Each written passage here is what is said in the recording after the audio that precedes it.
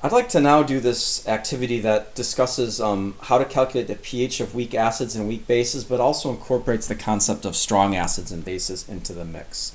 So I'm giving you a table here that just lists a few common weak acids and a few common weak bases. Again, you would never need to memorize all of these. All I want you to memorize are the 6 strong acids, the 6 strong bases, and then everything else would either be a weak acid or weak base.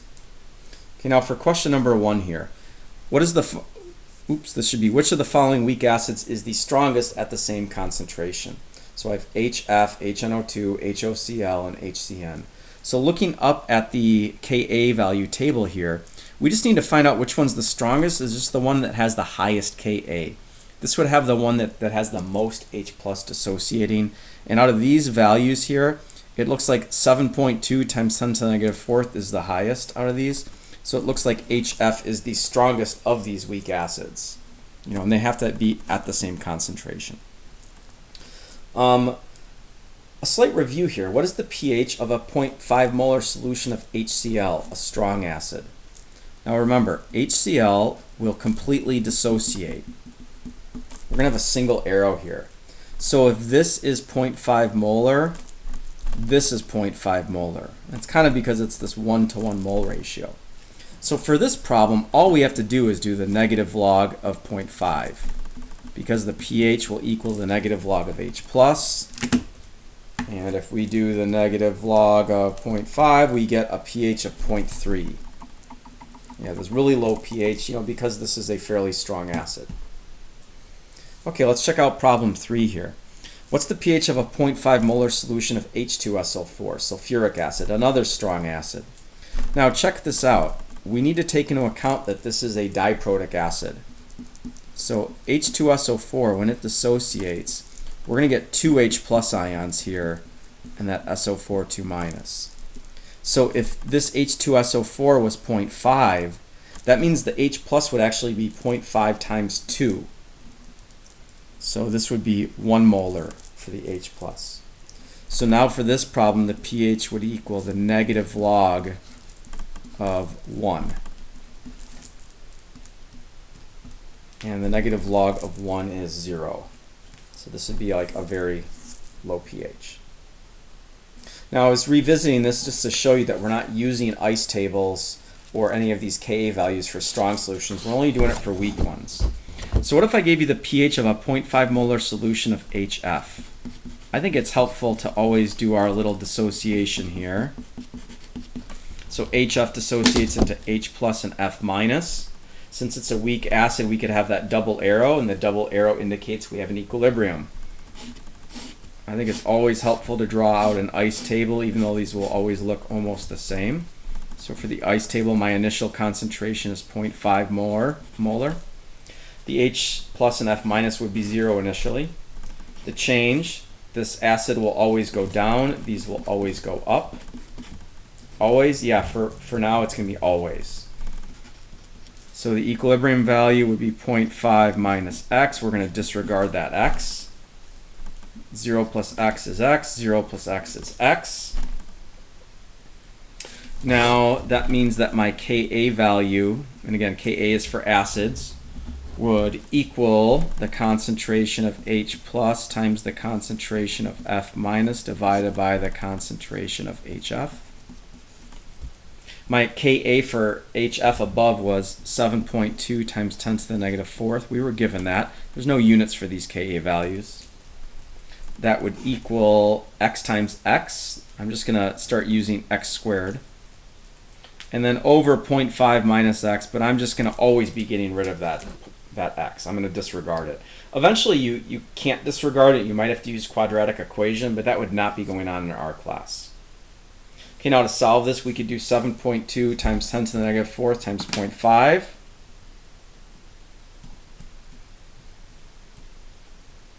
And then we could take the square root of that answer, and we get the x is equal to 0.019.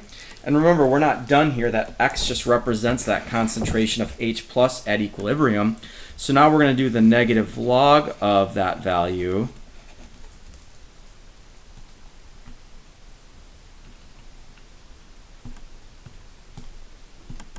and we're going to get 1.7. So the pH equals 1.7. Again, I would hope that if we're calculating the pH of an acid, we're getting the pH under 7. Okay, let's try the next problem. What's the pH of a 1.0 times 10 to the negative third solution of HOCl? HOCl, now I didn't write it for this problem. It's not one of the strong acids I memorized, so it must be a weak acid. So it dissociates into H+, and I guess OCl-. If you're unsure of this anion, you know, it almost doesn't matter for this problem. You could almost just say it's HA, like we did for some of the practice ones. So 1 times 10 to the negative third is 0.001 molar. These will always be 0. This will be minus x. These will be plus x. This will be 0.001 molar minus x. Let's disregard that minus x. These will both be x. Okay, my Ka is going to equal the concentration of H plus times OCl minus. Again, you could almost think of this as an A minus. It doesn't matter. It's just going to be an x value divided by the concentration of HOCl. The Ka of HOCl above was 3.5 times 10 to the negative 8th. That's going to equal x times x, which is x squared, divided by 0.001 minus x. We're just going to say 0.001. Again, that's the same thing as 1 times 10 to the negative third. So now 3.5 times 10 to the negative 8, I'm putting in 3.5 e minus 8 times 0.001 equals 3.5 times 10 to the negative 11th. Now I'm going to do the square root of that answer, and I'm going to get 5.9 times 10 to the negative 6. And remember, that's x. X equals 5.9 times 10 to the negative 6. And then if we want to know the pH of the solution, and x represents H+, we just do the negative log of that. So the negative log of 5.9 times 10 to the negative 6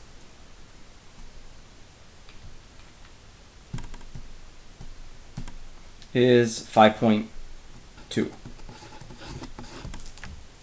Perfect. A pH under 7. It's a weak acid. It had a low concentration, so it's much closer to 7. That's all making sense to me. Okay, let's flip this over and do some of the same stuff for bases. Okay, which of the following bases is the strongest if we're at the same concentration? So I'm going to look at these Kb values here. They're all fairly close, but remember, times 10 to the negative 4 would always be greater than times 10 to the negative 5th. So it looks like this carbonate ion would be the strongest base out of those weak bases.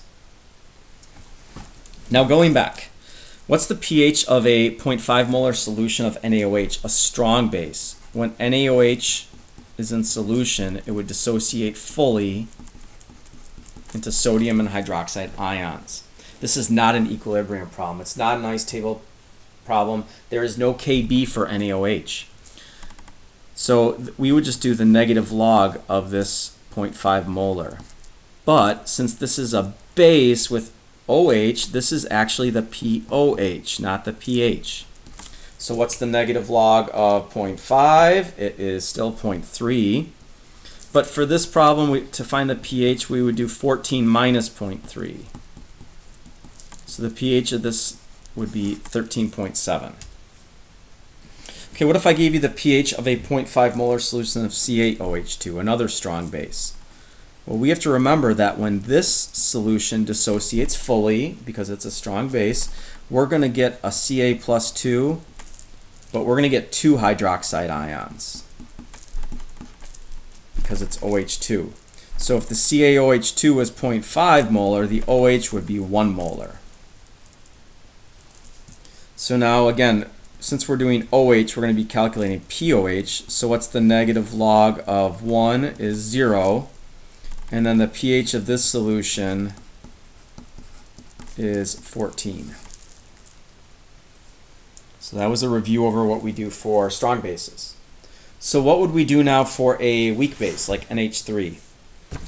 Now, if you get a little confused here, I would probably indicate that NH3 is a base. It's hard to see from this, but how would you know NH3 is a base? Because I give you a Kb value for it. If I give you a Kb value, it's a weak base. So when NH3 is added to H2O, now for a lot of these bases I add them to water to make this make sense. It's going to have this little double arrow now. I'm going to get NH4 plus and OH minus, so that hydrogen is going like that. I think the understanding of conjugates kind of helps with this problem, or the Bronsted-Lowry acid and bases. Okay, so for this ice table, I don't need to put water in here because that is a liquid. That's not going to go in there. My initial concentration of NH3 is 0.5 molar. The NH4 would be 0. The OH minus would be 0. This will always be going down. These will always be going up. This would be 0.5 molar minus X. Disregard the X. 0 plus X is always X. So for this problem, Kb will equal the concentration of NH4 plus times the concentration of OH minus. We're going to divide that by the concentration of my NH3. Now I would look on my chart for my Kb value, and NH3 was 1.8 times 10 to the negative fifth.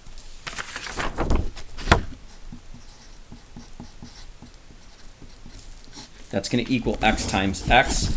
Again, I don't care if you start memorizing just through practice that this numerator here is always going to be X squared for the problems that we're doing. Okay, now that is going to go over 0.5 molar minus X. We're going to disregard the X in our class always. So now we can do 1.8 times 10 to the negative fifth times 0.5, and then we can take the square root of that. And we should get X is equal to 3 times 10 to the negative third. I'm just going to check that one more time.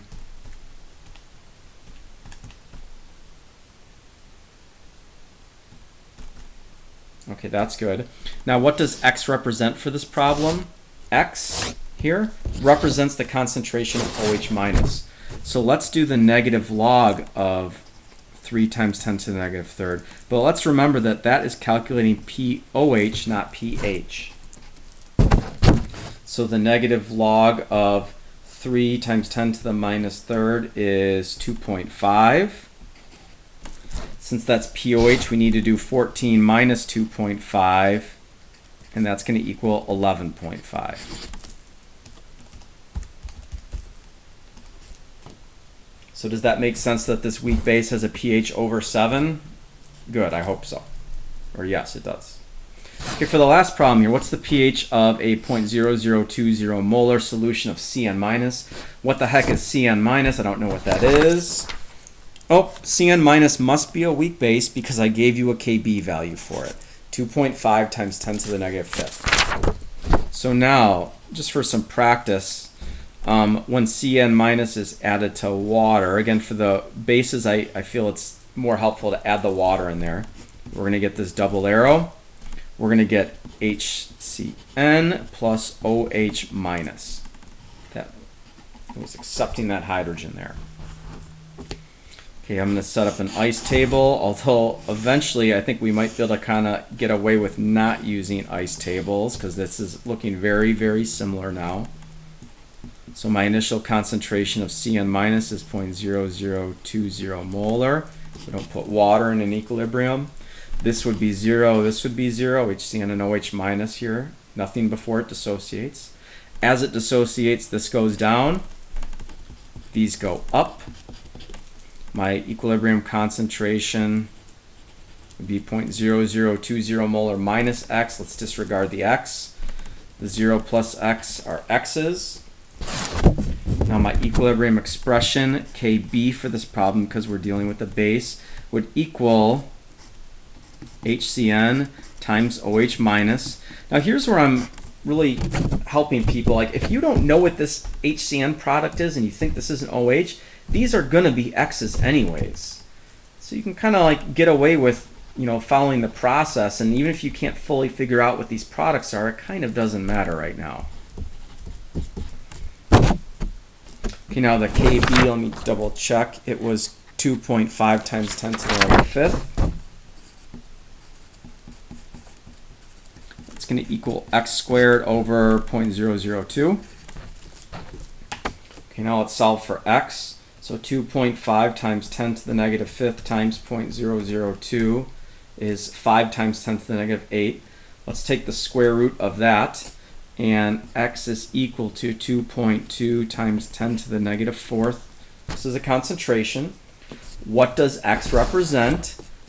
X, for a weak base problem, represents the concentration of OH minus. So I'm going to do the negative log of x, except I'm going to remember that this is POH. So the negative log of 2.2 E minus 4, we get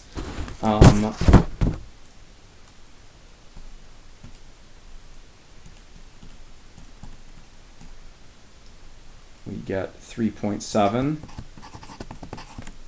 And then I would do 14 minus 3.7 to calculate the pH, so we get a pH of 10.3. Again, does this make sense that a weak base would have a pH over 7? I think this looks like it makes sense to me. Okay, I hope that this was some good practice. Really understanding what the difference is between a strong and a weak acid and a strong and a weak base, and then how we would calculate the pHs of strong and weak bases and strong and weak acids.